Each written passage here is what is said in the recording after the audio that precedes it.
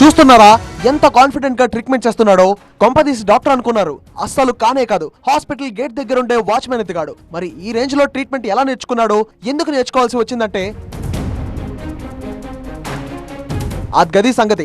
Doctor లేకపోవడంతో ఈ వాచ్మెనే ఇలా డాక్టర్ అయ్యాడనమాట. డాక్టర్లు నేర్పిన సబ్జెక్ట్ తో చూసి నేర్చుకున్న ఎక్స్పీరియన్స్ ఏమో గానీ చిన్నలు పెద్దలు ఆఖరికి గర్భిణీలకు కూడా ఈ వాచ్మెన్ సభై వైద్యం చేస్తున్నాడు. అంతేకాదు రక్త పరీక్షల దగ్గర నుంచి ఎక్స్రేల వరకు దగ్గరుండి చూస్తాడట. నంద్యాల జిల్లా డోన్ మండలం కొత్తబుర్జు గ్రామంలో ఉన్న ప్రభుత్వ ఆసుపత్రిలో బయటపడింది ఈ వాచ్మెన్ టాలెంట్. డాక్టర్లు స్టాఫ్ నర్సులు విధులకు హాజరు కాకపోవడంతో వాచ్మెన్ డాక్టర్ అవతారం ఎత్తాడు.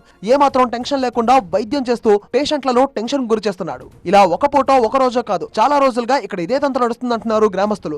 ఆసుపత్రికి వెళ్లాలంటేనే వణికిపోవాల్సి వస్తుందంటూ ఆందోళన వ్యక్తం చేస్తున్నారు. అత్యవసర సమయంలో వేరే గత్యంతరం లేక వాచ్మెన్ తోనే వైద్యం చేయించుకోవాల్సి వస్తుందంటూ ఆవేదన వ్యక్తం చేస్తున్నారు. ఉన్నతాధికారులు వెంటనే స్పందించి చర్యలు తీసుకోవాలని విజ్ఞప్తి చేస్తున్నారు.